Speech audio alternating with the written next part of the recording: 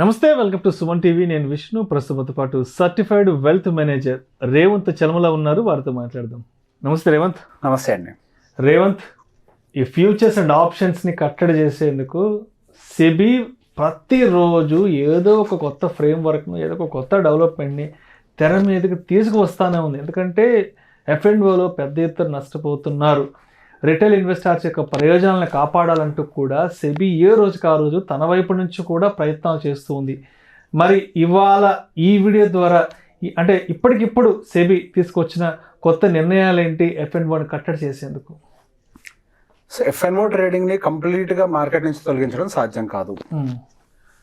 So అట్లా అని చెప్పేసి రిటైలర్స్ అందరూ డబ్బులు పోగొట్టుకుంటూ ఉంటే చూస్తూ ఉండటం కూడా కరెక్ట్ కాదు. సో బేసిక్గా కావాల్సిన అవేర్నెస్ కానీ లేకపోతే కొన్ని రూల్స్ కానీ ఫ్రేమ్వర్క్ కానీ వర్కౌట్ చేసి అట్లీస్ట్ వాళ్ళ పార్టిసిపేషన్ని తగ్గించే ప్రయత్నం చేయాలి. సో బేసిక్గా మనం ఇంతకుముందు ఏదో ఫైనాన్స్ మినిస్టర్ గారు కూడా మేబీ ఒక స్పెక్యులేటివ్ బిజినెస్ కింద కన్సిడర్ చేస్తారేమో, ఇట్లాంటి రకరకాల కూడా నడిచున్నాయి మార్కెట్లో. సో ప్రాక్టికల్గా వాటిని కంప్లీట్ సెగ్మెంట్ చేయడం కుదరదు. ఎందుకంటే F&O is an hedging tool. So ఆ హెడ్జింగ్ టూల్ మీద మనకు అనుకోకుండా ఇప్పుడు ట్రేడింగ్ యాక్టివిటీ అనేది విపరీతంగా బిల్డ్ అయింది, టూ మచ్గా బిల్డ్ అయింది. అండ్ తక్కువ క్యాపిటల్తో ఎక్కువ డబ్బులు సంపాదించుకునే స్కోప్ ఉంది. ఇట్లాంటి XYZ రావడంతో ప్రతి ఒక్క రీటైలర్ ఇందులోకి చేయబెట్టి దాదాపుగా మొన్న మేడం గారు చెప్పినట్టే దాదాపుగా 54,000 to 60,000 crores యావరేజ్ గా లూజ్ అయ్యారు డబ్బులు అని చెప్పేసి రీసెంట్ గానే చెప్పారు. సో బేసిక్ గా అందరినీ ఆపటానికి ఎవరికి హక్కు లేదు. It is an open platform. So trade చేయాలి. వాళ్ళలా చేయగలిగింది ఏంటి? సో బేసిక్ గా వాళ్ళలో ట్రై చేసేది ఎక్కడ ఎక్కువ ప్రాబ్లం క్రియేట్ అవుతుంది ఎక్స్పైరీ డేస్ లో. సో రీసెంట్ గా ఎక్స్పైరీస్ అనేవి ఏం జరిగాయి? ఇంతకుముందు నిఫ్టీ అండ్ బ్యాంక్ నిఫ్టీ ఎక్స్పైరీలు మాత్రమే ఉండే, అవి కూడా కేవలం గురువారం రోజు మాత్రమే ఉండే. ఆ తర్వాత ఏం జరిగింది? ఏదో మిడ్ క్యాప్ నిఫ్టీ అని వచ్చింది, తర్వాత ఫిన్ నిఫ్టీ అని వచ్చింది, సెన్సెక్స్, బ్యాంక్ XYZ ఇన్ని ఎక్స్పైరీస్ వచ్చేసాయి. సో ఎప్పుడైతే ఎక్స్పైరీస్ అనేవి ఎవ్రీడే ఎక్స్పైరీ డే ట్రేడ్ గా ఎప్పుడైతే మారిందో వాల్యూమ్స్ అనేవి విపరీతంగా స్పైక్ అయిపోయాయి మనకి మార్కెట్లో. అండ్ వాల్యూమ్ స్పైక్ అవటమే కాదు, ఎక్స్పైరీ డే ట్రేడింగ్ రోజు డబ్బులు లూజ్ అవ్వటానికి చాలా ఎక్కువ ఛాన్సెస్ ఉంటాయి. ఎంతసేపటి ఎక్స్పైరీ డే రోజు హీరో కాల్స్ XYZ ఏదో మాట్లాడుతూ ఉంటారు. ఎస్, అక్కడ హీరో అయ్యేదానికంటే కూడా జీరో అవ్వడానికి ఛాన్సెస్ ఎక్కువ ఉంటాయి. అక్కడ డబ్బులు విపరీతంగా కోల్పోతున్నారు because of the expiry day trading. So ఈ ఎక్స్పైరీ డేస్ ని మనం తగ్గించగలిగితే మార్కెట్ లో ఒక సర్టనిటీ అనేది వస్తుంది. సో ట్రేడింగ్ చేసేవాళ్ళు ప్రతిరోజు చేయరు, ఎప్పుడు వారానికి ఒకసారి చేస్తారు. సో మనం ఆ వారానికి ఒకసారి ఒక నియమాన్ని తీసుకురావాలి అని చెప్పేసి ఇప్పుడు మన దగ్గర 2 ఎక్స్చేంజెస్ ఉన్నాయి కదా, NSE and BSE. So per exchange per week only 1 expiry జరగాలి, అంతే, అంతకు మించి జరగకూడదు. So they have to decide వాళ్ళు ఏ ఎక్స్పైరీ పెట్టాలి. ఇప్పుడు BSEకి వచ్చేసరికి సెన్సెక్స్ ఉంది, బ్యాంక్ ఎక్స్ ఉంది. మేబీ వాళ్ళు బ్యాంక్ ఎక్స్ తీసేస్తారు, సెన్సెక్స్ ఒకటే ఎవ్రీ వీక్ ఎక్స్పైరీ పెట్టుకుంటారు.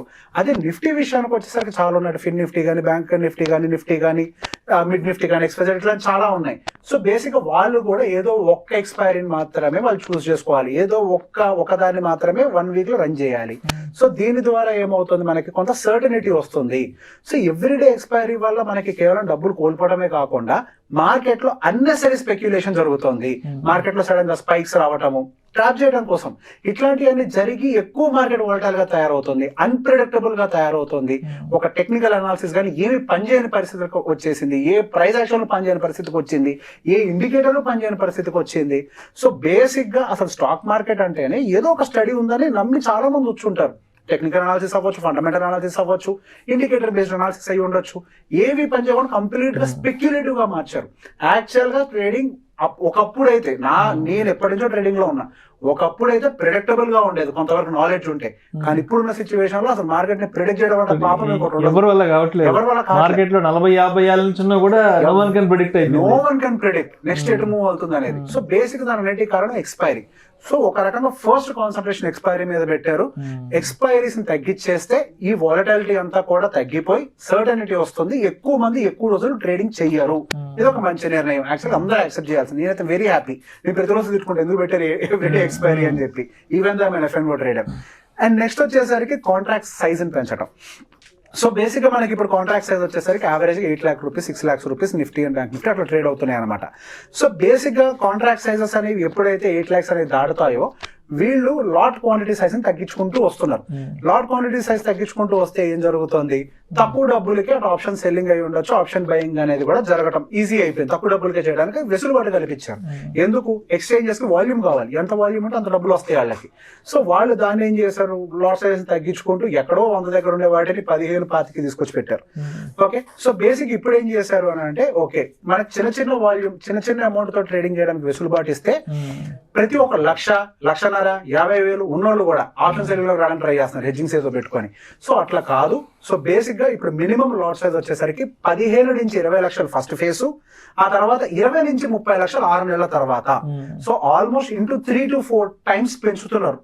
సో బేసిక్ గా మన కాంట్రాక్ట్ సైజ్ అంటే ఫ్యూచర్ కాంట్రాక్ట్ సైజ్ ని. సో దానికి అనుకూలంగా నెంబర్ ఆఫ్ లాట్స్ కూడా పెరిగిపోతాయి అన్నమాట. సో ఇంతకు ముందు నిఫ్టీలో యావరేజ్ ఆప్షన్ సెల్లింగ్ ఇప్పుడు 4 లాట్లు చేసేవాడు, అది జరిగిన తర్వాత కేవలం 1 లాట్ తోటి ట్రేడింగ్ చేయగలుగుతాడు. అంటే 4 లాట్ల కెపాసిటీ ఉన్నాడు, 1 లాట్ తో చేయగలుగుతాడు. అదే బ్యాంక్ నిఫ్టీలో యావరేజ్ 3 లాట్లతో ఆప్షన్ సెల్లింగ్ చేసేవాడు, నెక్స్ట్ 1 లాట్ తో చేయగలుగుతాడు. సో బేసిక్ గా చిన్న ప్లేయర్స్ ని అవాయిడ్ చేయడానికి పనికొస్తుంది అని చెప్పేసి ఒక ప్లాన్ వాళ్ళదైతే. సో బేసిక్ గా ఇందులో నాకు ఓవరాల్ గా అనిపించింది ఏంటి అని అంటే, వాళ్ళు లాట్ సైజ్ చేంజ్ చేయడం వల్ల రీటైల్ ట్రేడర్స్ కి పెద్ద ఇంపాక్ట్ పడదు. ఆప్షన్ సెల్లర్స్ కొద్ది క్యాపిటల్ ఉన్న వాళ్ళతో ప్రాబ్లం లేదు. హవెవర్ సెల్లర్స్ కొద్ది క్యాపిటల్ తోటే ఉంటారు, అండ్ కొద్ది ఎక్స్పీరియన్స్ ఉన్న వాళ్ళే సెల్లింగ్ లో రావడానికి కూడా ట్రై చేస్తుంటారు. ఎవరు పడితే వాళ్ళు సెల్లింగ్ లోకి రాదు. It requires lot of capital కాబట్టి మెజారిటీ ఆఫ్ ద రీటైలర్స్ ఉండేదంతా కూడా బయింగ్ సైడే, ఆప్షన్ బయింగ్ సైడ్ ఉంటూ ఉంటారు. ఇప్పుడు బేసిక్ వాళ్ళకేం డిఫరెన్స్ వస్తుంది, 10,000 పెట్టే బదులు 20,000 పెడతారేమో, 30,000 పెడతారేమో. లేదా వాళ్ళు ఏం చేస్తారు, నాలెడ్జ్ ఎలాగూ లేదు కదా, ఎట్ ద మనీ దగ్గర చేసే బదులు far out of the money దగ్గరికి వెళ్ళి 10,000కి ఏది వస్తే అది చేస్తారు, ఇంకెక్కువ నష్టపోతారు అక్కడ. సో బేసిక్ గా లాట్ సైజ్ పెంచడం వల్ల పెద్దగా ఉపయోగం జరుగుతుంది అయితే నేను అనుకోవట్లేదు. కానీ ఎక్స్పైరీ డేస్ చేంజెస్ ఏదైతే చేశారో దాని వల్ల మాత్రం కొంతవరకు వాల్యూమ్స్ కంట్రోల్ అవడానికి అయితే చాలా ఛాన్సెస్ ఉన్నాయి. సో బేసిక్ గా ఈ ఆప్షన్ సెల్లర్స్ కానీ బయర్స్ కానీ ఏదైతే ఇప్పుడు సెబీ తీసుకొస్తున్న రూల్స్ ఉందో ఒకటే విషయం మైండ్ లో పెట్టుకోవాలి, మీరు డబ్బులు సంపాదిస్తుంటే వాళ్ళకేం కడుపు మంట కాదు, మనం దాన్ని గుర్తుపెట్టుకోవాలి.